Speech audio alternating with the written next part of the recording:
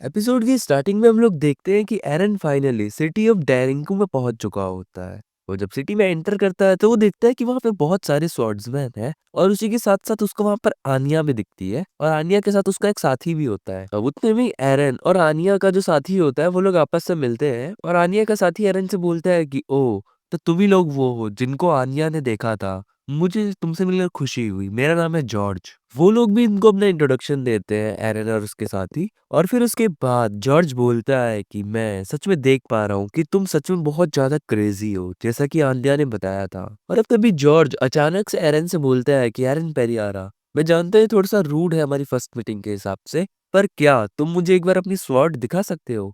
एरन बोलता है? जॉर्ज बोलता है कि आनिया जब से तुमसे मिलकर वापस आई है तब से वो तुम्हारी स्वॉर्ड की तारीफ करते थक ही नहीं रही है। और अब एरन तभी अपनी मिस्टिक पावर से अपनी स्वॉर्ड ले आता है और ये जो जॉर्ज होता है बोलता है कि हाँ, स्वॉर्ड तो इंटरेस्टिंग है ही, लेकिन स्वॉर्ड के पीछे की पावर भी बहुत इंटरेस्टिंग है। और फिर जॉर्ज बोलता है कि हाँ सही, सच में बहुत ज्यादा मार्वेलियस स्वॉर्ड है। अब मैं बिल्कुल भी शॉक नहीं हूँ कि क्यों आन्या स्वॉर्ड को इतना चाहती है। आन्या बोलती है कि है ना, मैंने बिल्कुल सही कहा था, कैप्टन को भी ये स्वॉर्ड बहुत ज्यादा पसंद आएगी। और फिर उसके जॉर्ज बोलता है वो तो ठीक है, लेकिन तुम्हें ऐसे किसी की स्वॉर्ड चोरी नहीं करनी चाहिए। आन्या बोलती है मैं चुरा नहीं रही थी, बल्कि मैं तो इसको ट्रेड कर रही थी।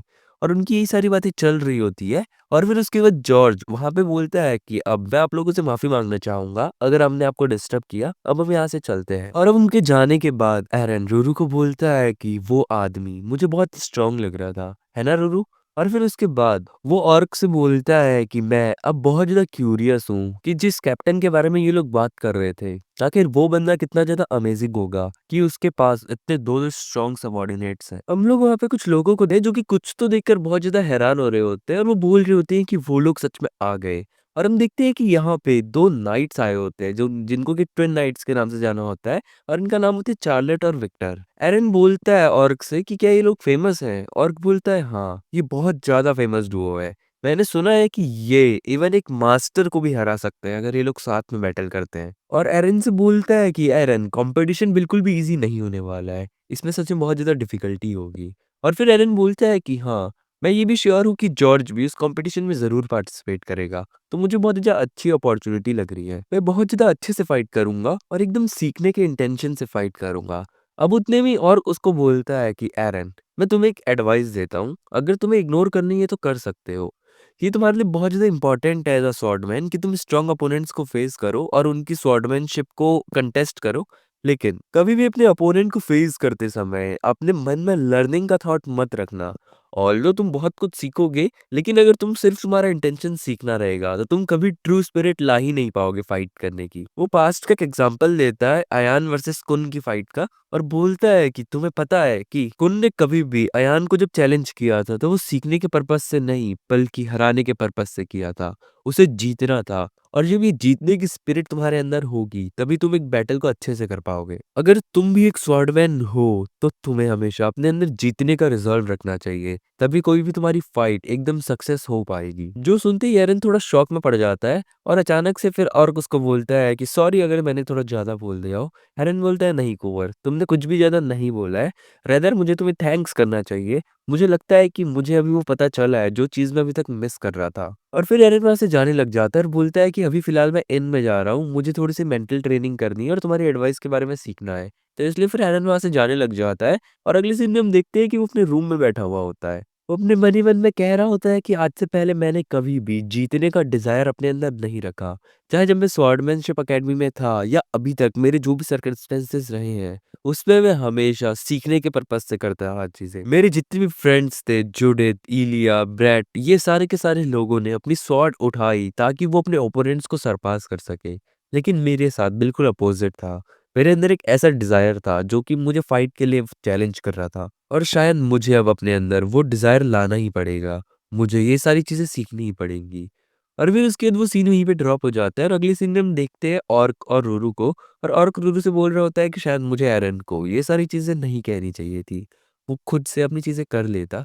रूरू उसको बोलती है कि तुम टेंशन मत लो, तुमने कुछ भी गलत नहीं कहा है, सब एकदम ठीक कहा है, सब ठीक होगा। और अब उतने में उनके सामने एरन आ जाता है और एरन को देखकर रूरू बोलती है कि क्या हुआ एरन, तुम्हारे साथ कुछ गलत है क्या?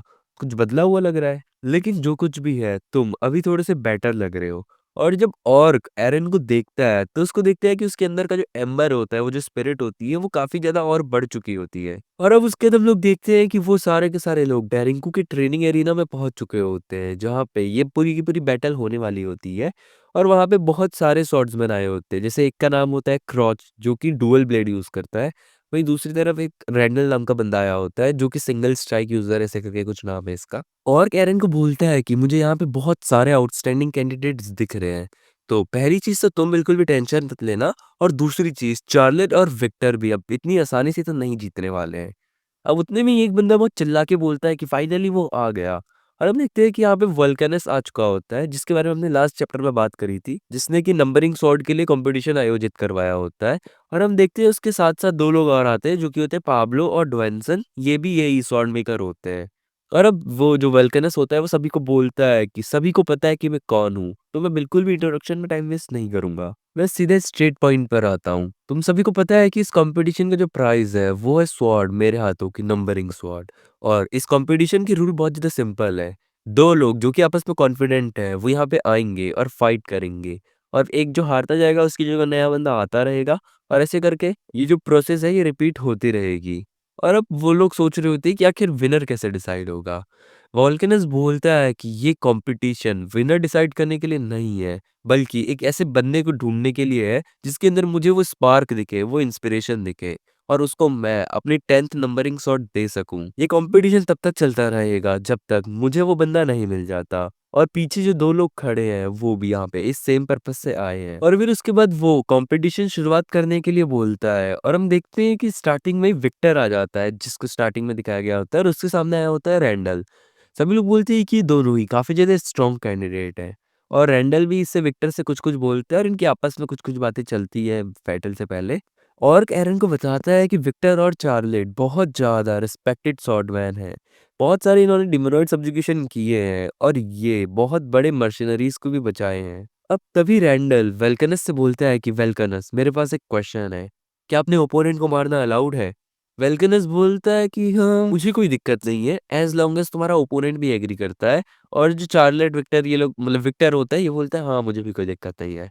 फिर इनकी फाइट स्टार्ट होती है, और फाइट स्टार्ट होने की 1 सेकंड के अंदर ही विक्टर एक भयंकर स्लैश इसके रैंडल के ऊपर मारता है, और रैंडल की स्वॉर्ड सीधा हवा में जा पड़ती है, और हम देखते हैं कि रैंडल बड़ी ही आसानी से डिफीट हो चुका होता है। सभी लोग बहुत ज्यादा शॉक हो रहे होते हैं कि आखिर उसने इतनी आसानी से रैंडल को कैसे हरा दिया, और एरन भी बोलता है कि ये बहुत ज्यादा स्ट्रांग है। हम देखते हैं कि एक दूरी से वहां पे आनिया और जॉर्ज भी ये मैच देख रहे होते हैं, और जॉर्ज बोलता है कि हाँ ये बहुत ज्यादा स्ट्रांग है, इवन एक्सपर्ट्स में भी काफी ज्यादा स्ट्रांग है। और फिर उसके बाद जॉर्ज आनिया को बोलता है कि एनीवे वो सब छोड़ो, कि हम जिस काम के लिए आए हैं क्या तुमने वो कंफर्म किया? आनिया बोलती है कि हाँ, जो गोल्ड लाइंस हैं वो रेड हो चुकी हैं, यही वो पर्सन है जिसे हम ढूंढ रहे थे। और फिर उसके बाद वो अपने पास से कुछ तो पिगी बैंक टाइप निकालती है और उनका एक ऑरा सा बनाती है, और वो ऑरा जाके सीधा विक्टर और चार्लेट के ऊपर लगता है, उनके सर के ऊपर। उन्हें पता नहीं चलता कि आखिर ये कैसे लगा, मतलब उनको फील नहीं हुआ। और साथ ही साथ वो जाके एक ऐसा सा रूरू के ऊपर भी चिपका देती है। अब इन लोगों ने ऐसा क्यों किया है वो आपको स्टोरी में आगे पता चलेगा। मतलब बेसिकली कोई ऐसी चीज नहीं है, ये मार्कर इस टाइप का है कि ट्रैक कर सके ये लोग इन्हें। हम देखते हैं कि वहां पे फाइट कंटिन्यू चल रही होती है, और विक्टर अकेला ही बहुत सारे स्वॉर्ड्समैन को निपटा चुका होता है, कोई भी अभी तक उसके सामने नहीं टिक रहा होता है। और वहीं जो ये चार्लेट होता है, चार्लेट भी बोलता है कि तुमने तो अकेले ही सारा काम कर दिया। और अब उतने में एरन उठ के वहां से जाने लग जाता है और बोलता है कि अब मैं बैटल करूंगा। और एरन अरीना की तरफ को जाने लग जाता है, और उतने में ही विक्टर उसे देखकर बोलता है कि ये यंग मैन, ये मुझे थोड़ा सा स्ट्रांग लग रहा है। और फिर उसके एरन उसके पास आके बोलता है कि चलो फाइट को शुरू करते हैं, अगर तुम पहले अटैक करना चाहते हो तो तुम कर सकते हो। लेकिन उतने में ही विक्टर बोलता है कि शायद तुम अपनी वेपन नहीं लाए हो। एरन बोलते हैं मेरे पास ऑलरेडी मेरी वेपन है। और फिर वही अपनी मिस्टिक पावर से अपनी वेपन ले आता है, और एरन अपने मनी मन में सोच रहा होता है मेरे पास भी, मेरे अंदर भी जीतने की डिजायर है, और मैं जीत के रहूंगा। मिड टर्म असेसमेंट के वक्त पे मेरे अंदर जो डिजायर थी वो डिजायर उस आदमी की थी, लेकिन अब मुझे अपनी डिजायर से जीतना पड़ेगा। मुझे एक बहुत ज्यादा स्ट्रॉन्ग स्वॉर्डमैन से फाइट करके जीतना पड़ेगा। मेरा ओपोनेंट कोई भी हो मुझे घंटा फर्क नहीं पड़ता, मैं उसको क्रश कर दूंगा, मैं उसको हरा के रहूंगा। लेकिन उतने में जो वोल्केनस होता है वो वहां पे आ जाता है बीच में, और उनकी फाइट को स्टॉप कर देता है, और बोलता है कि मैंने डिसाइड कर लिया है, 10th नंबर स्वॉर्ड का जो ओनर होगा वो ये यंग मैन होगा, एरन पेरियारा। और सभी लोग एकदम शॉक हो जाते हैं कि क्या अचानक से इसने एरन को ये सब क्यों कर दिया? उतने में चार्लेट भी वहाँ पे आता है और बोलता है कि हे स्वॉर्डमैन, आखिर तुम ये क्या बात कर रहे हो?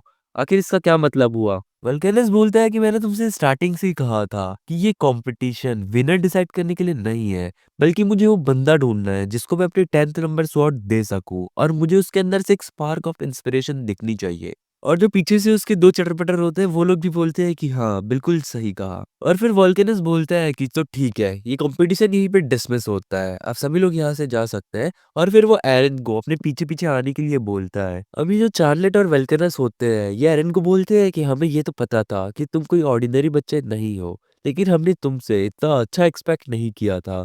तुम एक नंबरिंग स्वॉर्ड के फ्यूचर ओनर हो। ऑकवर्ड होने की कोई भी ज़रूरत नहीं है। मैं जानता हूँ कि मैं थोड़ा-सा जेलस हूँ, लेकिन इसके बावजूद भी मुझे रिज़ल्ट्स को तो एक्नॉलेज करना ही पड़ेगा। और फिर एरन भी वहाँ से उसको थैंक्स करके वहाँ से जाने लग जाता है। हम देखते हैं कि उसकी जो स्वॉर्ड मेकिंग की प्रोसेस होती है, वो शुरू हो चुकी होती है, और वल्कनस आयरन की पुरानी वाली स्वॉर्ड को देख रहा होता है और बोलता है कि आखिर ये किस टाइप का मेटल है।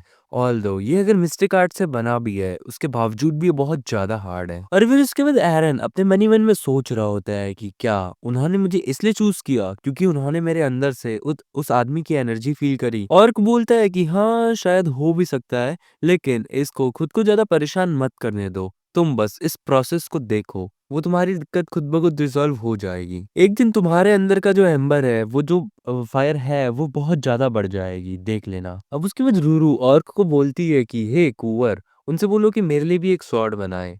और वल्कनस सुनते ही एकदम शॉक होता है कि आखिर इसके लिए भी स्वॉर्ड बनानी है। ऑर्क बोलता है हाँ, इसी के साथ-साथ हम लोगों के लिए इक्विपमेंट भी बनाओ, और साथ ही साथ हम तुम्हारी पूरी ब्लैकस्मिथिंग प्रोसेस को ऑब्जर्व करेंगे।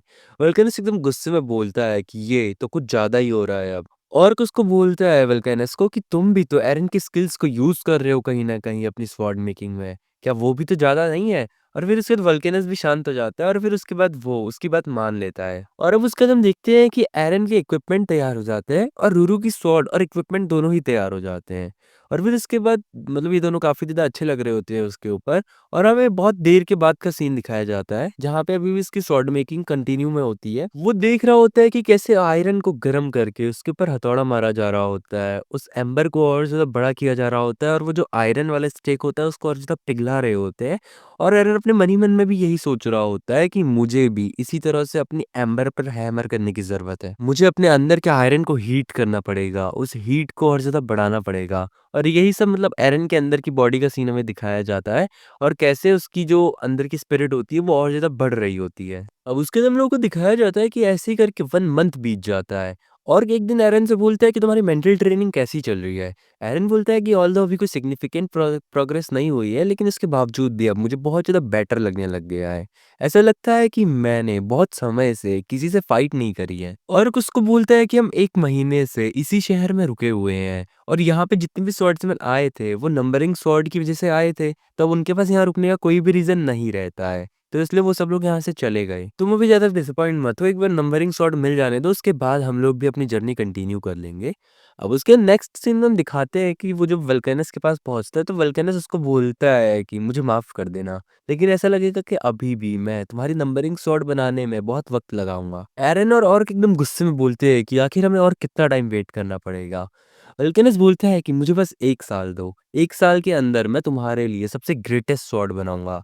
मैं अपनी लाइफ़ का सबसे बड़ा मास्टरपीस बनाने वाला हूँ तुम्हारी स्वॉर्ड के साथ। ऑर्क को तो बहुत ज़्यादा गुस्सा आ रहा होता है, लेकिन एरन बोलता है कि ठीक है, मैं वेट कर लूँगा।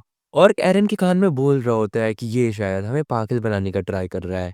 ये खुद को इस डील से बाहर करना चाहता है, तो तुम्हें कुछ कॉन्ट्रैक्ट वगैरह साइन कर लेना चाहिए। एरन बोलता है मुझे कोई दिक्कत नहीं है, हम यहाँ पे स्वॉर्ड के लिए आए भी नहीं थे। स्वॉर्ड मिल गई ये तो सेकेंडरी चीज़ है। तो अगर वो स्वॉर्ड बना देता है तो बहुत ही अच्छी बात है, वरना मुझे कोई फ़र्क नहीं पड़ता। और फिर वहाँ से जाने लग जाते हैं, और जाते-जाते बोलता है कि मैं तुम पे भरोसा करता हूँ वल्कनस, और वल्कनस बोलता है कि सब कुछ हम पे छोड़ दो। अब उसके बाद हम लोग देखते हैं कि वो लोग वहाँ से निकलने लग जाते हैं, और रास्ते में चलते-चलते एरन पूछता है कि आखिर हमारी अगली डेस्टिनेशन कहाँ है? और वो उसको बताता है कि हमारी नेक्स्ट डेस्टिनेशन है लेशन सिटी में, और बताता है कि ये सिटी में बहुत ज़्यादा स्वॉर्डमैनशिप अकेडमीज़ हैं, और इसकी वजह से लोग बहुत ज़्यादा उधर आते हैं अपने आप को प्रूव करने, अपने आप को बैटल करवाने। अब उतने में रूरू सबको बोलती है कि रुक जाओ, मुझे यहाँ पे कुछ तो दिक्कत लग रही है, मुझे ब्लड की स्मेल आ रही है। और हम देखते हैं कि उस जगह से निकलते हैं चार्लेट और विक्टर, और उन दोनों के फेस और कपड़ों पे बहुत ज़्यादा ब्लड लगा हुआ होता है। और बोलता है कि चार्लेट, विक्टर, आखिर तुम दोनों यहाँ पे क्या कर रहे हो? वो लोग बोलते हैं कि हम लोग फाइनली तुमसे मिल ही गए। हम इतने टाइम से यहाँ पे तुम्हारा ही वेट कर रहे थे। और हम देखते हैं कि उनके हाथ में किसी इंसान का स्कल होता है, कटा हुआ सर, और उनमें से एक बंदा बोलता है कि हमने इसका ध्यान तो रख लिया। और हमें पता चलता होता है कि ये रैंडल का सर होता है। रैंडल वही बंदा जिसकी बैटल में सबसे पहली बैटल हुई थी चार्लेट विक्टर के साथ। और कि एकदम शॉक होते हुए बोलता है कि आखिर तुमने क्या किया? तुमने इसे मारा क्यों? चार्लेट विक्टर बताते हैं कि ये तो सिर्फ एक बैंडेड था। हमने तो सिर्फ एक बैंडेड को डिस्पोज किया है। ये उन लोगों में से एक था जो कि यहाँ पे तुम्हें टारगेट कर रहा था। ये मत सोचो कि हम ही सिर्फ तुम्हारे लिए यहाँ पे रुके हुए हैं। बहुत सारे लोग थे जो कि यहाँ पे तुमसे बदला लेना चाहते थे। हम भी यहाँ पर तुमसे बदला लेने आए हैं। उन एफर्ट्स का बदला जिनको तुमने वेस्ट कर दिया। तुम्हारी वजह से हमारे एफर्ट्स वेस्ट गए। जो तुम्हारे पास नंबरिंग स्वॉर्ड है वो हमारे हवाले कर दो। हमें वो नंबरिंग स्वॉर्ड चाहिए।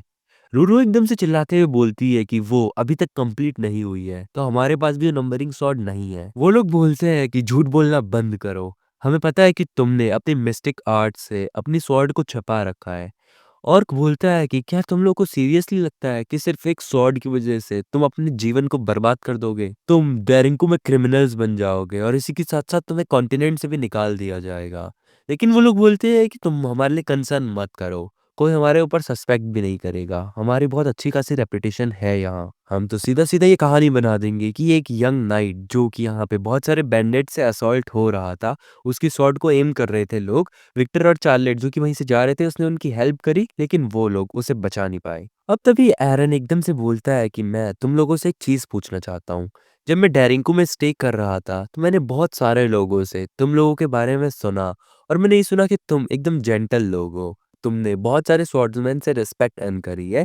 और अगर तुम्हारी इतनी ज्यादा अच्छी स्वॉर्डमैनशिप है और रेपुटेशन भी इतनी अच्छी है, तो आखिर तुम ऐसा कोई काम क्यों कर रहे हो जिससे तुम्हारी रेपुटेशन मिट्टी में मिल जाएगी? आखिर तुम अपनी इतनी अच्छी रेपुटेशन को रिस्क पे क्यों डाल रहे हो?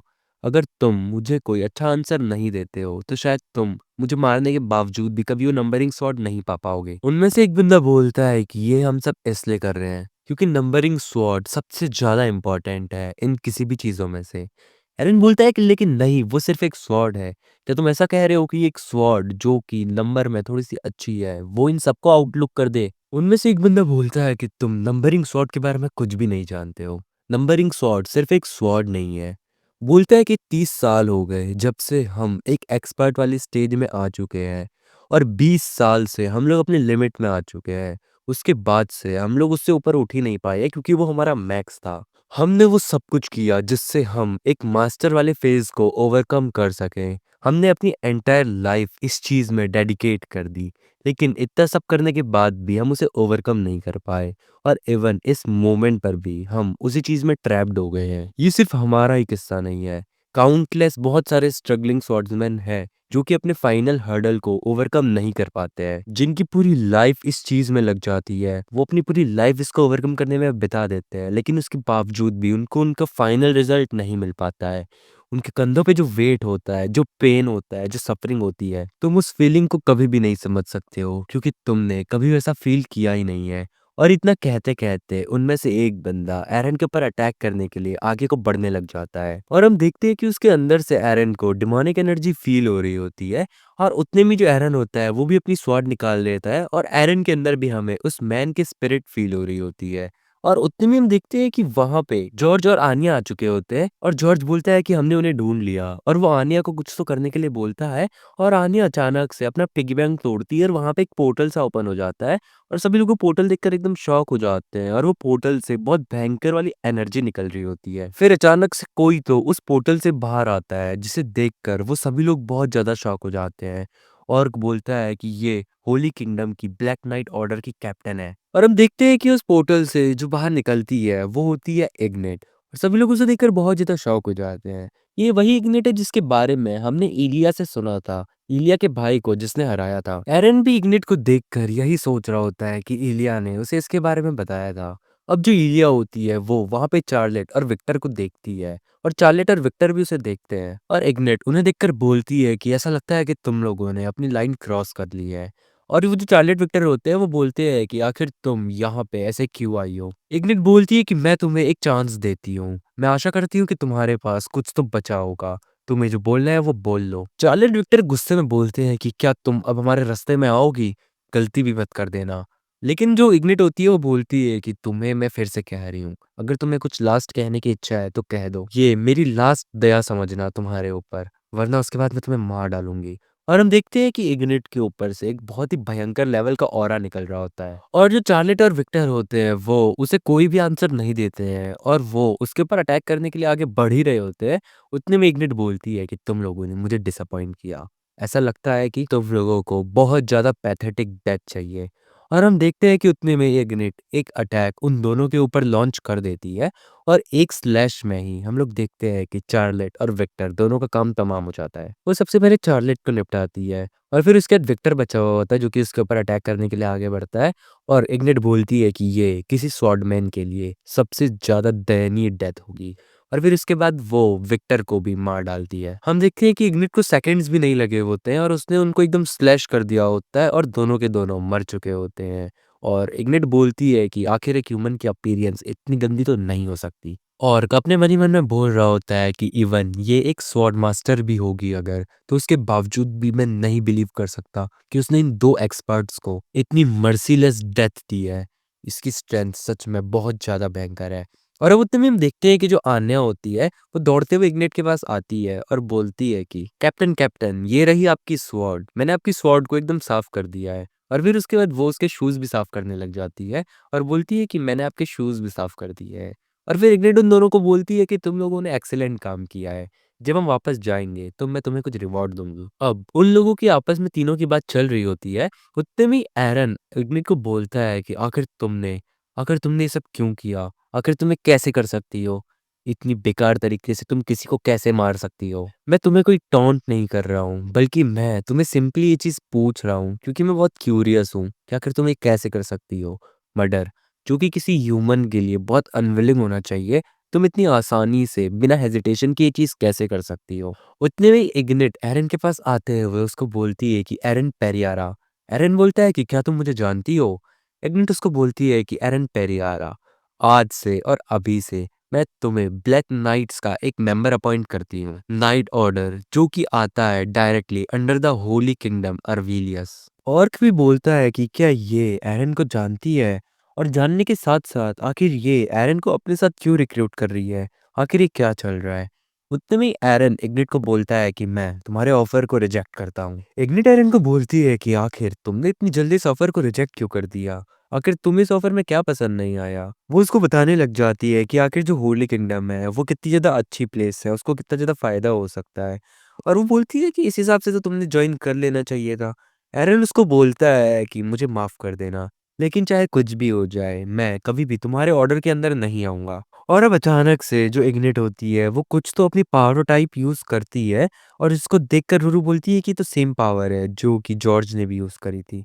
और फिर उसके बाद इग्निट बोलती है कि हाँ, मुझे ये तो बताया गया था कि तुम्हारे अंदर एक मैन है जिसके अंदर एक लंप ऑफ आयरन है जिसको तुम अपने एम्बर से हटाने की कोशिश कर रही हो। तुम्हारा एम्बर भी सच में काफी ज्यादा डेवलपमेंटिंग स्टेज में है और ऐसे में मुझे तुम्हारी बिल्कुल जरूरत है। मैं नहीं चाह सकती कि तुम मेरे ऑर्डर को ना मानो। और फिर उसके बाद वो बोलती है कि ऐसा लगता है कि तुम अभी भी उस स्टील के मास्टर नहीं बने हो। और फिर उसके बाद वो बोलती है कि मैं दोबारा तुमसे कहती हूँ कि मैं तुम्हें ब्लैक नाइट्स का मेंबर अपॉइंट करती हूँ और इस बार मैं तुम्हें कोई इनविटेशन नहीं दे रही हूँ बल्कि तुम्हें ऑर्डर दे रही हूँ। लेकिन एरन उसको मना कर देता है फिर से। इग्निट बोलती है कि तुम्हारे पास कोई भी चॉइस नहीं है इस मैटर में। क्या तुम चाहते हो कि तुम्हारी वजह से कॉन्टिनेंट में केओस आ जाए? वो बोलती है कि इतनी पावर के साथ जिसको तुम कंट्रोल कर भी नहीं सकते हो, तुम ऐसे इंडिपेंडेंटली नहीं रह सकते। और उतने में रूरू भी एकदम गुस्से में बोलती है कि यू डैम विच, क्या तुम्हें समझ नहीं आया कि एरन तुम में बिल्कुल भी इंटरेस्टेड नहीं है? एरन दिन पर दिन और ज्यादा स्ट्रोंगर बनता जा रहा है और उसकी वो जो आयरन वाली दिक्कत है वो उसको ओवरकम कर लेगा। इग्निट बोलती है कि ओ, एक टॉकिंग ब्लैक कैट, मुझे तुम भी बहुत ज्यादा पसंद आई हो, तुम भी मेरे ऑर्डर के अंदर आ जाओ। और अब रूरू तुम्हें एरन को पकड़ लेती है और बोलती है कि एरन कहीं भी नहीं जाएगा, तुम कुछ भी पॉइंटलेस हरकत मत करो। एरन बोलता है कि मैं अपना बेस्ट कर रहा हूँ कि मैं अपने एम्बर को और ज्यादा बढ़ा सकूं। इग्निट बोलती है कि मुझे तुम्हारे ऊपर बिल्कुल भी बिलीव नहीं है कि तुम उसे कंट्रोल कर पाओगे। एरन बोलता है कि मैं तुम्हें प्रूव कर दूंगा, मैं तुम्हें ये प्रूव कर दूंगा कि मैं अपने हार्ट के अंदर वाले स्टील को कंट्रोल कर सकता हूँ, मैं अपनी फायर को और ज़्यादा बढ़ा सकता हूँ। इग्निट बोलती है कि ठीक है, फिर मुझे बताओ आखिर तुमने मुझे कैसे प्रूव करोगे। एरन उसको बताता है कि बहुत पहले मैंने एक नाइट के साथ कन्फ्रंट किया था। वो हेल किंगडम का नाइट था जिसका नाम था बर्नेट। ये हमारे वाइस कैप्टन की बात कर रहा है सब्जुकेशन के टाइम की।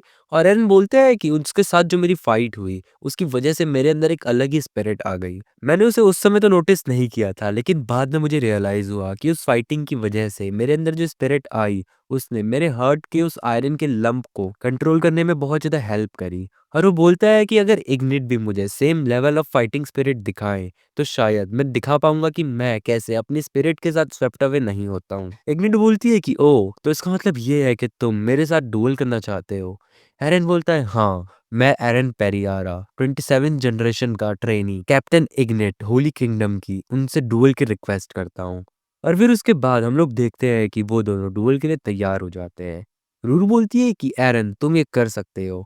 और अपने मन ही मन में सोच रहा होता है कि इग्निट जिसने काउंटलेस डिमोनॉइड्स को मारा है, उसके अंदर की जो स्पिरिट होगी वो उतनी ही ज्यादा पावरफुल होगी। और शायद उस एक्सटेंट की स्पिरिट को एरन नहीं सह पाएगा। क्या एरन के पास कोई प्लान है? एरन अपने मन ही मन में सोच रहा होता है कि मैं आखिर पिछले कुछ टाइम से इतना ज्यादा स्ट्रेंज फील क्यों कर रहा हूँ। ऐसा लग रहा है कि मेरे अंदर बहुत ज्यादा गुस्सा भरा पड़ा है। शायद वो इस वजह से भी क्योंकि इलिया का इग्निट के साथ जो भी पास्ट रहा है और इग्निट की वजह से इलिया की लाइफ में जो कुछ भी असर पड़ा है, कहीं ये उस इमोशन की वजह से तो नहीं है। लेकिन अभी के वक्त पे मुझे अपना बेस्ट देना पड़ेगा। इग्निट एरन को बोलती है कि ऐसा लगता है कि तुमने अपनी प्रिपरेशन डन कर ली है, तो क्या डुएल को शुरू करें? डुएल वैसे ही शुरू हो जाएगा जैसे ही मैं अपनी एनर्जी एमिट करना शुरू कर दूंगी।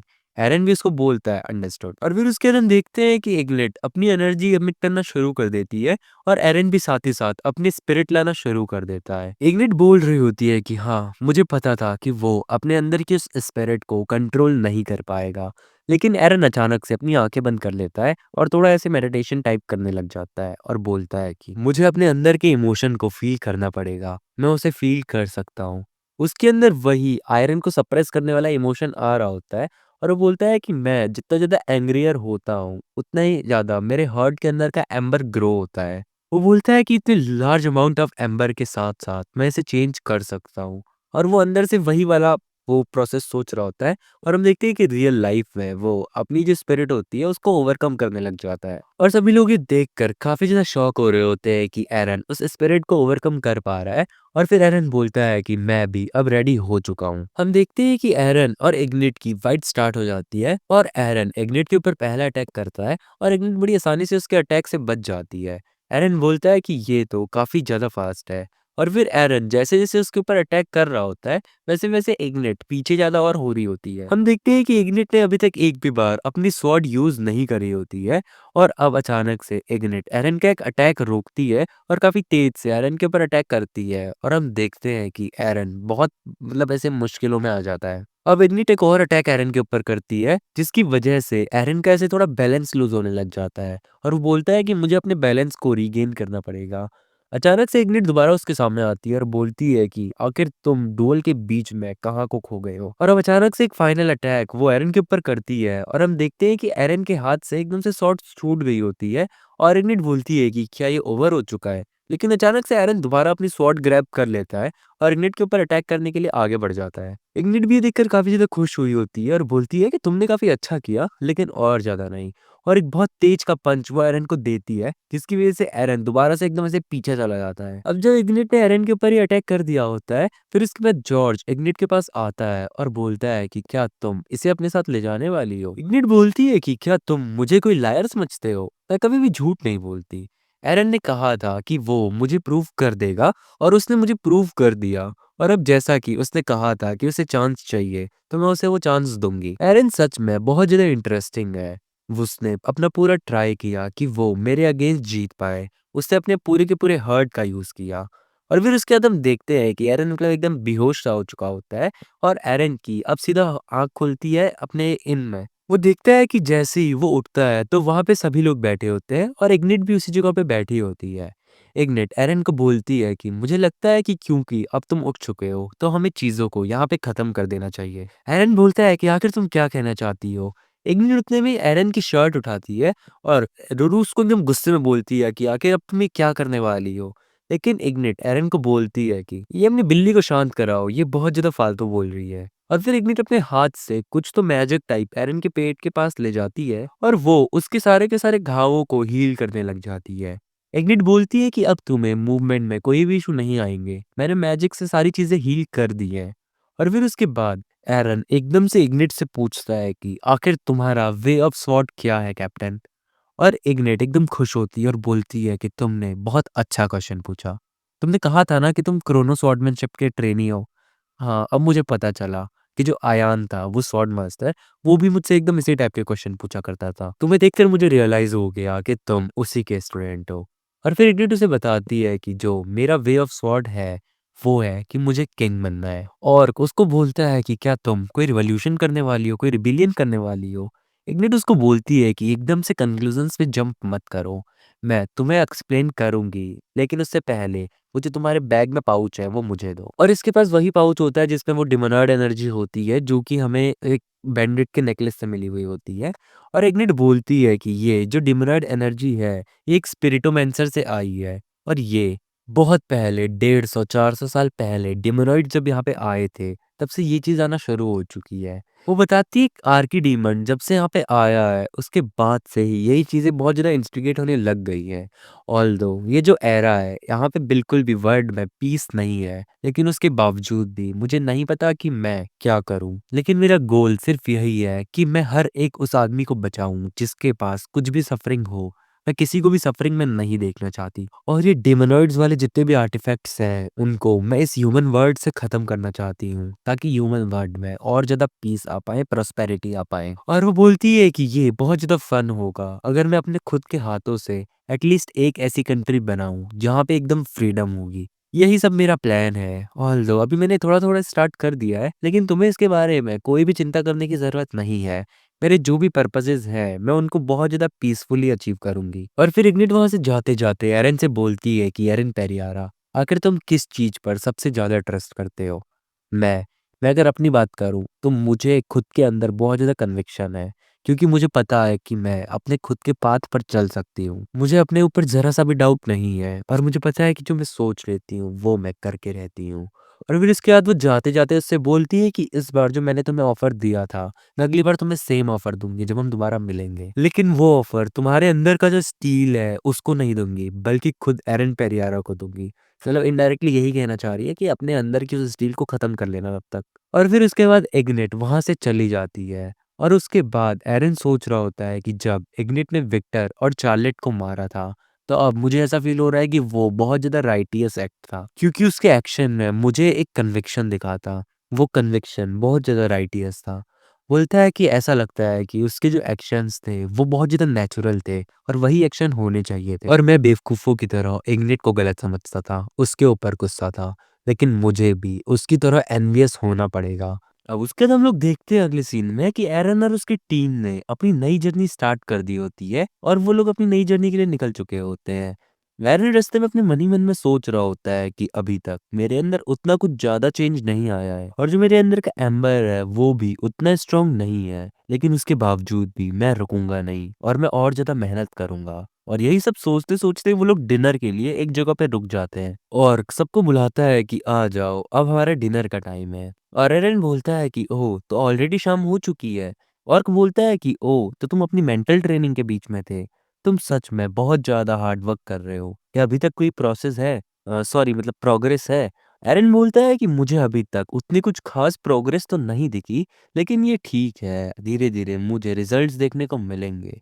और फिर उसके बाद वो रूरू को भी उठाने लग जाता है और हमें पता चलता है कि रूरू अपनी मेंटल ट्रेनिंग मतलब मिस्टिक आर्ट्स की कुछ तो ट्रेनिंग कर रही होती है, लेकिन मुझे तो भाई ये सोई हुई दिख रही है। अब पता नहीं सच में ट्रेनिंग कर रही है या फिर इन सबका बेवकूफ बना रही है। और फिर एरन और दोनों बैठ के खाने लग जाते हैं। एरन बोलता है कि ये खाना सच में बहुत ज्यादा डिलीशियस है, आखिर तुमने इसमें क्या डाला है। और बोलता है कि ये तो मेरा सीक्रेट है, ये मैं नहीं बताने वाला हूँ। और फिर उसके बाद हम देखते हैं कि उन दोनों का खाना वाना हो चुका होता है और एरन फिर से अपनी ट्रेनिंग करने लग जाता है। और उसको देखकर सोच रहा होता है कि ये सच में ट्रेनिंग के लिए खुद को बहुत ज्यादा डिवोट कर रहा है, ये अपना एक भी टाइम वेस्ट नहीं करता है। और मुझे पता है कि ये बहुत ज्यादा सिंसियर है, ये सच में अपनी प्रोग्रेस ज़रूर करेगा। अब उसके बाद देखते हैं कि अगले दिन के सीन में और सभी को बताता है कि हम लोग अपनी आज की रात यहीं पे स्पेंड करेंगे। कल तक हम लोग अपनी जर्नी में पहुँच जाएँगे जहाँ हमें पहुँचना है।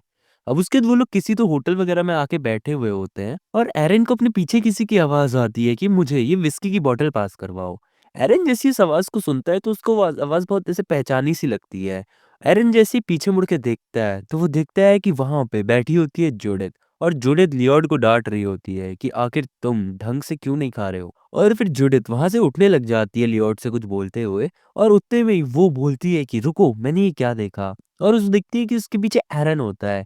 एरन भी जूडिथ को बोलता है कि जूडिथ और ब्रेट तुम दोनों यहाँ पर। जूडिथ एकदम बोलती है कि एरन ये तुम ही हो ना? लेकिन उतने में वहाँ पे बीच में ऑर्क आ जाता है और उसको लगता है कि ये जूडिथ और लियोड ये कोई तो एरन के ऊपर अटैक करने आ रहे हैं और ऑर्क उनको बोलता है कि आखिर तुम दोनों क्या हो और आखिर तुम एरन के साथ क्या करने वाले हो? लेकिन अचानक से एरन उसे रोकता है और बोलता है कि रुक जाओ, इस चीज़ की कोई भी ज़रूरत नहीं है, ये दोनों मेरे फ्रेंड्स हैं। ऑर्क बोलता है क्या? एरन बोलता है हाँ, स्वॉर्डमैनशिप अकेडमी में ये लोग मेरे मेट्स थे। और फिर इसके बाद लियोड भी बताता है कि हाँ, मेरा नाम है Brett Lloyd and same Judith भी अपना इंट्रोडक्शन देती है। और फिर उसके बाद ऑर्क बोलता है कि ओह! तो ये है मेरे मास्टर के दोस्त। और फिर वो बताता है कि मेरा नाम है कुंवर और मैं एक ऑर्क हूँ। और फिर रूरू भी खुद को इंट्रोड्यूस करती है और बोलती है कि मेरा नाम रूरू है और मैं एरन की मिस्टिक आर्ट्स मास्टर हूँ। जुडिथ ये सुनते ही काफ़ी ज़्यादा शॉक हो जाती है कि एरन ने मिस्टिक आर्ट्स भी सीखी है। फिर ऑर्क लियोड के पास आता है और बोलता है कि मुझे माफ़ कर देना कि मैंने तुम लोगों के बीच में इंटरप्ट किया। हमारे साथ पिछले मंथ बहुत सारी ऐसी चीज़ें हो गई हैं जिसकी वजह से हमें थोड़ा सावधानी बरतनी पड़ती है। अब उसके बाद जूडिथ एरन के पास आती है और बोलती है कि एरन तुम तो काफ़ी ज़्यादा लंबे भी हो गए हो। एंड अब उतनी में जूडिथ उसके गले से पकड़ के उसको दबाने लग जाती है और बोलती है कि तुमने कहा था कि तुम 1 साल के अंदर वापस आओगे, लेकिन तुमने तो उसके बाद हमें कॉन्टैक्ट भी नहीं किया। हमें तो लगा था कि तुम मर गए। और एरन उसको बहुत ज़्यादा ऐसे सॉरी-सॉरी बोल रहा होता है और रूरू अपने मन ही मन में सोच रही होती है कि ये पक्का एरन की फ्रेंड है ना। अब उसके बाद लियोड उसको बोलता है कि एरन आखिर तुम्हारे साथ इतने टाइम से क्या हुआ? एरन बोलता है कि ये बहुत लंबी कहानी है, हम लोग बैठ के बात कर सकते हैं।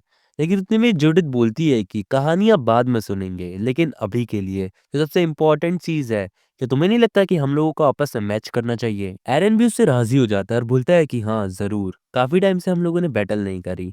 हम देखते हैं कि उनको वहाँ पर एक अनयूज़्ड ट्रेनिंग स्पेस मिलता है और अब वो लोग बोलते हैं कि हम लोग यहीं पे अपनी बैटल कर सकते हैं। अब जूडिथ एरन से बोलती है कि एरन अपनी स्वॉर्ड निकालो। क्या तुम लड़ने के मूड में नहीं हो? क्या तुम बिना वेपन के मुझसे लड़ोगे? लेकिन एरन उतने भी अपनी मिस्टिक आर्ट्स की मदद से स्वॉर्ड निकालता है और बोलता है कि मेरी स्वॉर्ड हमेशा रेडी रहती है। लियोड और जूडिथ दोनों ये देखकर बहुत ज़्यादा शॉक होते हैं और जूडिथ बोलती है कि ओह! तो इसका मतलब ये है कि तुमने अपने 5 साल बर्बाद तो नहीं किए हैं, कुछ ना कुछ तो सीखा है। और फिर उसके बाद वो एकदम से एरन के ऊपर अटैक करने के लिए आगे बढ़ जाती है और बोलती है कि एरन संभालो इसे। एरन भी उसके अटैक को बड़े प्यार से डिफेंड कर लेता है और उसके ऊपर काउंटर अटैक करने लग जाता है और जूडिथ को ऐसे बहुत पीछे धकेल देता है और वो जूडिथ को बहुत ज़्यादा ऐसे डोमिनेट कर रहा होता है। लेकिन उतने में ही दोनों ये रियलाइज़ करते हैं जूडिथ और लियोड कि जो एरन है वो उन दोनों की स्वॉर्डमैनशिप को यूज़ कर रहा है। जूडिथ बोलती है कि हो आखिर ये तुम कैसे कर पा रहे हो? तुम हमारी स्किल्स को कैसे कॉपी कर रहे हो? एरन बोलता है कि जूडिथ तुम्ही ने कहा था ना कि लॉन्ग स्टोरीज हम लोग बाद में सुनेंगे, तो अभी बैटल करो, ये सब मैं तुम्हें बाद में समझाऊंगा।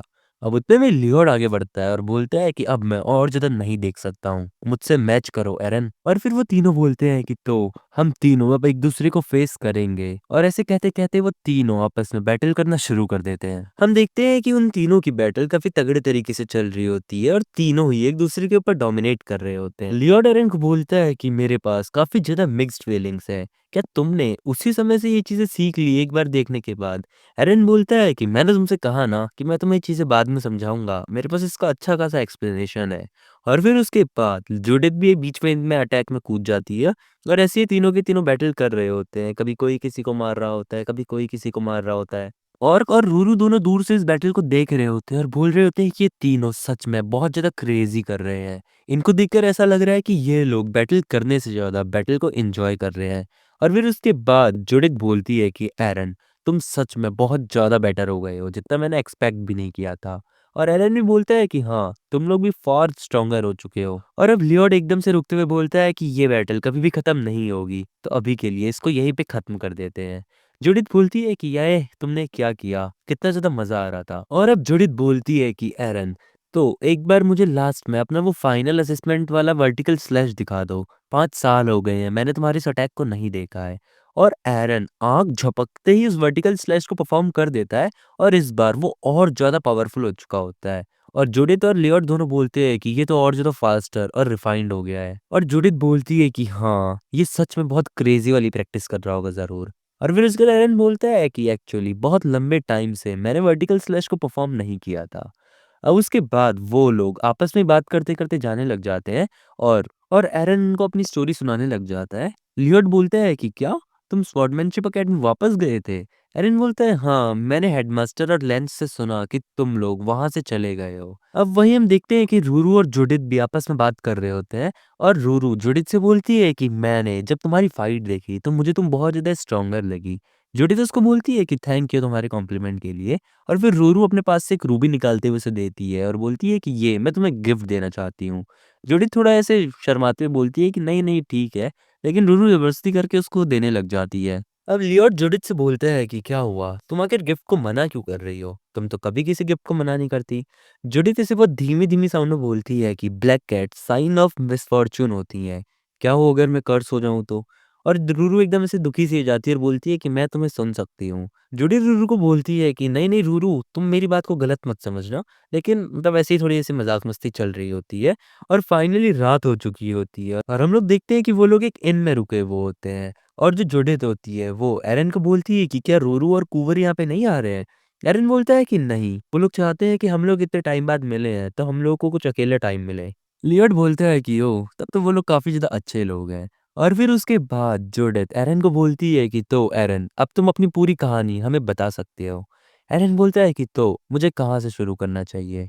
मैं शुरुआत से शुरू करता हूँ, जब मैं एकेडमी में आया था उससे भी पहले से। और फिर एरन अपनी स्टोरी बताना उन्हें शुरू कर देता है, वही उस दिन से जब उसको वो पहली बार आदमी ड्रीम में आया होता है।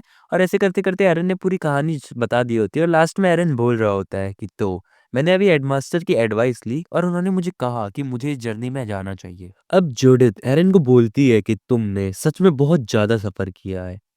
मैंने जो तुम्हारी पूरी स्टोरी सुनी वो सच में मुझे शुरुआत में तो थोड़ी अजीब लगी, लेकिन जैसे जैसे वो स्टोरी आगे बढ़ती गई मुझे समझ आया कि तुम कितना ज्यादा डिफिकल्टीज से गुजरे हो। मुझे पहले लगता था कि सिर्फ मेरी लाइफ में बहुत ज्यादा स्ट्रगल है, लेकिन जब से मैं तुमसे मिली हूँ तब से मुझे पता चला है कि तुम कितना ज्यादा स्ट्रगलिंग व्यक्ति हो। तुमने अपनी पूरी जिंदगी मेहनत करी, इतना हार्ड वर्क किया सिर्फ इसलिए ताकि तुम उस आदमी की विल को बीट कर सको जिससे तुम्हारा कुछ लेना देना भी नहीं था। सच में ये काफी ज्यादा इम्प्रेसिव है, तुमने सच में बहुत हार्ड वर्क किया। अब अचानक से लियोट एरन को बोलता है कि मैंने जुडिथ को ऐसे रेस किया। जुडिथ बोलती है कि तुम क्या बात कर रहे हो। लियोट बोलता है कि मैंने तुम्हें एक डिसेंट ह्यूमन बीइंग में रेस किया। सच में तुम्हारे मुंह से इतनी अच्छी अच्छी बातें सुनना बहुत ज्यादा आरामदायक है। और फिर उसके बाद जुडिथ और इसकी लियोट की फिर से ऐसी फाइट शुरू हो जाती है, और ये लोग ऐसी बकवास कर रहे होते हैं। और एरन अपने मन ही मन में सोच रहा होता है कि लियोट भी सच में बहुत ज्यादा ब्राइटर बन चुका है।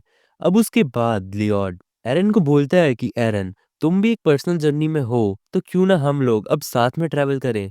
जूडिथ भी बोलती है कि हाँ, ये सच में बहुत अच्छा आइडिया है। एरन बोलता है कि मुझे तो कोई दिक्कत नहीं है, लेकिन बस एरन अपने मन ही मन में कुछ सोच रहा होता है। और एरन अपने मन में यही सोच रहा होता है कि भाई ये जो जूडिथ है इसको दिक्कत है रूरू से कि ये मिसफॉर्चून वाली गर्ल है, कैट है। अब उसके बाद हम लोग देखते हैं कि वो पांचों के पांचों लोग इंक्लूडिंग रूरू और ऑर्क वो लोग वहां पे खाने पीने बैठ चुके होते हैं। और ये सारे के सारे लोग बियर पी रहे होते हैं, लेकिन एरन को छोड़कर।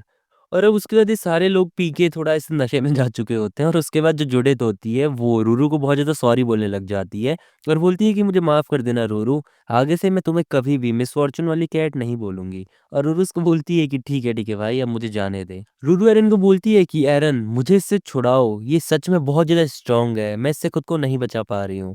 और फिर उसके बाद एरन अपने मन ही मन में सोच रहा होता है कि मैं शायद फालतू में चिंता कर रहा था, अब हम सारे लोग साथ में जा सकते हैं। अब उसके बाद अगले सीन में हम लोग देखते हैं कि वो सारे के सारे लोग किसी जगह के लिए तो निकल चुके होते हैं। और एरन बोलता है कि आखिर हम लोग कहाँ जा रहे हैं, और बताता है कि हम लोग लेशन सिटी में जा रहे हैं। जुडिथ बोलती है कि हम उस सिटी में ऑलरेडी जाके आ चुके हैं, और वो बहुत ज्यादा बेकार सिटी है, वहां पे कुछ भी ढंग का नहीं है। लियोट बोलता है कि हाँ एग्री, इवन वहां के जो लोग हैं वो लोग डुअल्स को भी एक्सेप्ट नहीं करते हैं। वो लोग बताते हैं कि वहाँ की जितनी भी स्वॉर्डमैनशिप एकेडमी है उन लोगों ने हमें एडमिट करने से रिफ्यूज कर दिया। वहाँ के जितने भी फेमस स्वॉर्ड्समैन हैं, वो पता नहीं किस चीज़ में स्टक अप हैं। उनको ऐसा लगता है कि वो लोग हमसे बैटल करेंगे ही नहीं। और उसके जो अर्क होता है वो बोलता है कि क्या तुमने अपना सर्टिफिकेशन प्लेक में अपना ये डाला था कि तुम क्रोनोस स्वॉर्डमैनशिप की 27 जनरेशन से हो? जूडिथ बोलती है कि हाँ, ऑफ कोर्स हमने डाला था, लेकिन उसके बावजूद भी उन लोगों ने हमें मना कर दिया और एक्सक्यूज़ेज़ बनाने लग गए। और बोलता है कि जहाँ तक मुझे चीज़ समझ में आ रही है, इस सोसाइटी में बहुत ज़्यादा ये बात फैल चुकी है कि 27 जनरेशन की जितने भी ट्रेनीज़ हैं, वो एकदम ऐसे गोल्डन जनरेशन के माने जाते हैं और स्वॉर्डमैनशिप अकेडमी वाले उन्हें रिफ्यूज़ इसलिए कर रहे हैं क्योंकि वो चाहते हैं कि उनकी रेपुटेशन खत्म ना हो। जूडिथ बोलती है कि हाँ, तुम्हारी बात में मुझे थोड़ा-थोड़ा सेंस तो लग रहा है। और फिर उसके बाद ज़ुरु बोलती है कि तो आखिर हम लोगों को कहाँ जाना चाहिए? वो बोलता है कि उसका नाम है अप एंड कमिंग सिटी, जहाँ पे बहुत सारे फ्री स्पिरिटेड स्वॉर्ड्समैन गैदर होते हैं।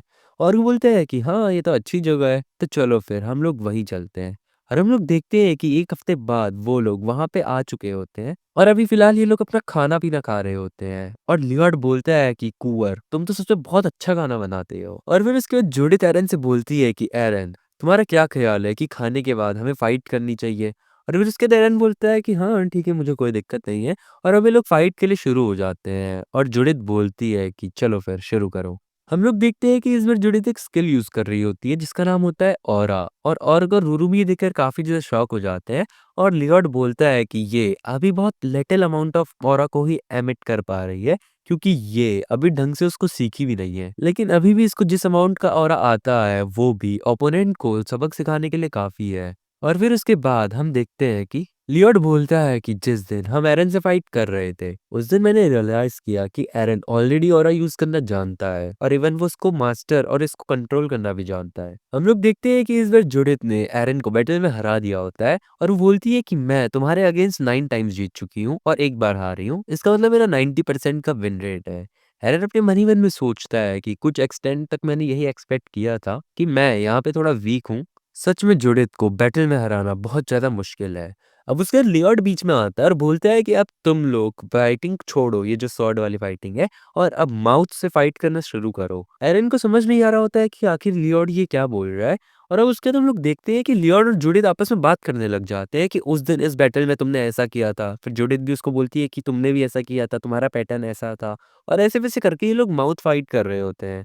और लियोट एरन को बोलता है कि ये होता है एरन माउथ फाइट, जिसमें हम लोग अपने स्वॉर्ड का डिस्कशन कर रहे होते हैं। बेसिकली हम लोग रिव्यू कर रहे होते हैं अपने डुअल को और डिस्कस करते हैं कि कैसे हम अपने एक एक दूसरे की स्वॉर्डमैनशिप को और ज़्यादा इम्प्रूव कर सकते हैं। एरन बोलता है कि वाओ, ये तो सच में बहुत ज़्यादा क्रेजी चीज़ है। मुझे नहीं लगता है कि अभी मैं तुम लोगों को इसमें जॉइन कर पाऊंगा। मैं तुम्हें सिर्फ देखूंगा, लेकिन मैं भी ज़रूर ट्राई करूंगा।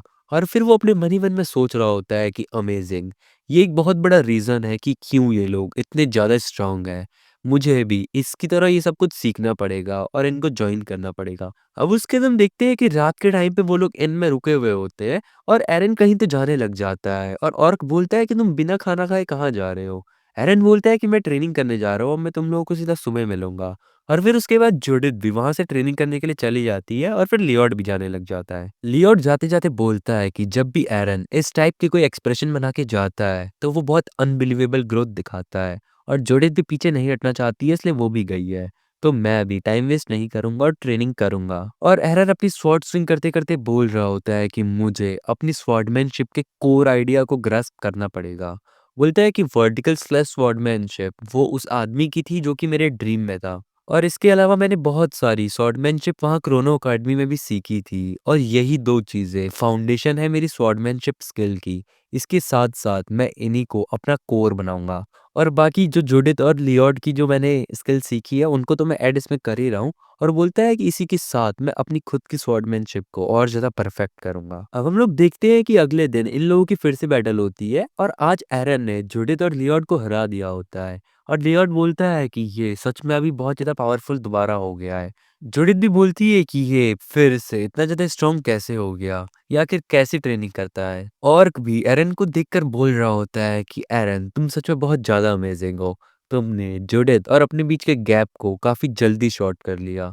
और फिर उसके बाद हम देखते हैं कि जो जुड़ित होती है, उसके अंदर से भी एक अलग ही टाइप की एनर्जी निकल रही होती है और उसको देखकर ऑर्क बोल रहा होता है कि इस टाइप के जो लोग होते हैं, वो कभी भी हार को एक्सेप्ट नहीं कर पाते हैं और इसी की वजह से जुड़ित इतनी ज़्यादा स्ट्रांग है, वो बार-बार अपने अंदर चेंज लाती है और हमेशा जीतने का ट्राई करती है। और हम देखते हैं कि अभी फिर से इनकी बैटल हो चुकी होती है और जुडिथ ने फिर से एरन को काफ़ी अच्छी तरह टक्कर दी होती है। और बोलता है कि ये सारे के सारे लोग एक दूसरे को चेस कर रहे हैं और साथ ही साथ एक दूसरे की ग्रोथ का कारण भी बन रहे हैं।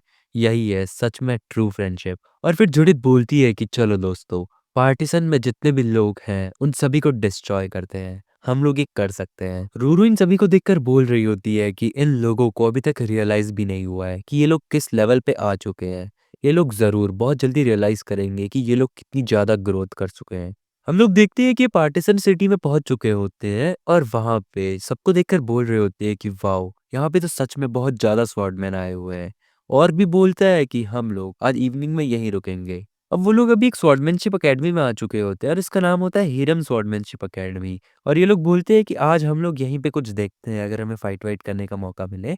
और हम लोग इनको बताएँगे नहीं कि हम लोग क्रोनो से आए हुए हैं। अब वहाँ पे जो गार्ड होता है वो उनसे बोलता है कि आखिर तुम यहाँ पे किस पर्पज़ से आए हो? लियोड बोलता है कि मेरा नाम ब्रेट लियोड है और हम चाहते हैं कि हम यहाँ के स्वॉर्डमैन के साथ बैटल कर सकें। वो बंदा बोलता है कि तुम लोग बहुत ज़्यादा यंग लग रहे हो। क्या मैं पूछ सकता हूँ कि तुम लोग आखिर कहाँ से हो? लेकिन उतने में उसको पीछे से एक आवाज़ आती है कि इंस्ट्रक्टर केंट, आखिर क्या बात है? वो उसको बताता है कि हमारे पास कुछ गेस्ट आए हैं जो कि डुअल के लिए पूछ रहे हैं। क्या हमें ऐसे अंदर आना देना चाहिए? और हम देखते हैं कि वो लोग उन्हें अंदर कर लेते हैं। अब एक बंदा उन्हें इंट्रोड्यूस करता है कि आप सभी का यहाँ पे स्वागत है। मैं हीरम स्वॉर्डमैनशिप अकेडमी का हेडमास्टर हूँ, हीरम। ये तीनों भी उन्हें अपना-अपना इंट्रोडक्शन देते हैं और फिर उसके बाद वो लोग उसे बोलते हैं कि हम लोग यहाँ पे बैटल करना चाहते हैं। हीरम अपने मन ही मन में बोल रहा होता है कि मैं इन्हें देखकर ही पहचान सकता हूँ कि ये लोग कोई एवरेज स्वॉर्डमैन नहीं है। और फिर उसके बाद वो उन तीनों से बोलता है कि तो अगर तुम लोग यहाँ पे डुअल के लिए आए हो, तो जो फर्स्ट फ्लोर है वो तो ऑक्यूपाइड है हमारे ट्रेनीज के द्वारा, तो मुझे फॉलो करो, हम लोग एक इंडिविजुअल गाइडेंस रूम में बैटल करेंगे। लियोड उसको बोलता है कि आखिर हम लोगों का ओपोनेंट कौन होने वाला है। वो हेडमास्टर बोलता है कि आखिर मेरे बारे में क्या ख्याल है। सभी लोग सुनते एकदम शॉक हो जाते हैं कि क्या हेडमास्टर ही सीधे इनसे बैटल करने वाले हैं। और वो तीनों तो काफ़ी ज़्यादा खुश हो गए होते हैं कि सीधा हेडमास्टर से बैटल करने को मिलेगा। एरन उन दोनों से बोलता है कि अगर तुम लोगों को कोई दिक्कत ना हो, तो क्या सबसे फर्स्ट मैं इसे चैलेंज करूँ? वो दोनों बोलते हैं कि ठीक है, ये अनएक्सपेक्टेड है, लेकिन ठीक है, कर लो तुम। वो हेडमास्टर बोलता है कि क्योंकि हम लोगों को सिर्फ डुअल करना है और किसी को इसमें हर्ट ना हो, किसी को लगे ना, इसलिए हम लोग वुडन स्वॉर्ड का यूज़ करेंगे। एरन बोलते हैं, हाँ, हाँ, चलेगा। और फिर इन लोगों की फाइट शुरू हो जाती है और हेडमास्टर और दोनों एक-दूसरे की तरफ आगे बढ़ते हैं और एरन अचानक से एक तीर का अटैक करता है सीधा हेडमास्टर के सर पर और वो हेडमास्टर को लग जाता है और हम लोग देखते हैं कि हेडमास्टर काइंड ऑफ बेहोश सा हो जाता है। लियोड और जुडिथ भी दोनों शॉक हो जाते हैं कि क्या पहले अटैक में ही एरन ने इसको हरा दिया। फिर उसके बाद हम देखते हैं कि हेडमास्टर अब फाइनली अपनी चेयर पे बैठा होता है और एरन बोलता है कि सॉरी हेडमास्टर। हेडमास्टर बोलता है नहीं नहीं, वो एकदम फेयर था। आखिर तुम लोग कौन सी स्वॉर्डमैनशिप अकेडमी से थे? लियोड उसको बताता है कि हम लोग क्रोनो स्वॉर्डमैनशिप अकेडमी के ट्रेनीज हैं। वो बंदा बोलता है कि क्या जिस हिसाब से तुम्हारी स्किल है उसके हिसाब से मुझे ऐसा लगता है कि तुम लोग 27 गोल्डन जनरेशन के ट्रेनीज हो। लियोड बोलता है हाँ, हमें यही कहा जाता है। और फिर हेडमास्टर बोलता है कि तुम लोग सच में प्रोडिजीज हो और क्रोनो स्वॉर्डमैनशिप के अलावा और कोई जगह है ही नहीं जहाँ तुम जैसे प्रोडिजीज हो सकते हैं। वो बोलता है कि मैंने बहुत सारी स्टोरीज सुनी है, लेकिन अब सामने से देख लिया कि आखिर वो लोग कितने पावरफुल होते हैं। और फिर उसके बाद हेडमास्टर उनको बोलता है कि तो प्रोबेबली जहाँ तक मैं सोच पा रहा हूँ, तुम लोग यहाँ इसीलिए आए हो ताकि तुम लोग स्ट्रॉन्ग पीपल्स के अगेंस्ट बैटल कर पाओ, है ना? एरन बोलता है हाँ, आपने बिल्कुल सही कहा। उसके तो बोलता है कि तो मेरे दिमाग में जो डाउट है फाइनली उसका आंसर मिल चुका है। तुम लोगों को रियलाइज भी नहीं हुआ है कि तुम लोग कितने ज़्यादा स्ट्रांग हो। वो उनको बताता है कि एक स्वॉर्डमैन की एक हाइट होती है जिस हाइट तक वो एम कर पाता है और बहुत सारे लोगों को लगता है कि ये हाइट है स्वॉर्ड मास्टर। स्वॉर्ड मास्टर एक ऐसी स्टेज है जहाँ पे सभी लोग पहुंच पाते हैं, लेकिन एक एवरेज स्वॉर्डमैन सिर्फ एक एक्सपर्ट बन के ही रह जाता है। उसके बाद वो एकदम स्टक हो जाता है। और क्योंकि तुम लोग मुझे उस एक्सपर्ट वाले लेवल तक पहुंचे हुए तो लगते हो, तो मुझे ये तो नहीं लगता कि इस एकेडमी में तुम्हें कोई इस टाइप का बंदा मिलेगा जो कि तुम्हें सेम लेवल की टक्कर दे पाएगा। अगर ऑनेस्टली बोलूँ तो शायद कुछ ही लोग हैं जो कि यहाँ पे इवन तुम्हें हैंडल भी कर पाएँगे और तुम लोग मोस्टली सभी से जीत पाओगे। तो सबसे पहली चीज़ तो तुम्हें अपने ऊपर प्राउड होना चाहिए। लेकिन इस पार्टीशन सिटी में एक ऐसा बंदा है जो कि बहुत ज़्यादा स्ट्रॉन्गर है और तुम लोग उससे बैटल कर पाओगे। जूडिथ एकदम से पूछती है कि क्या सच में?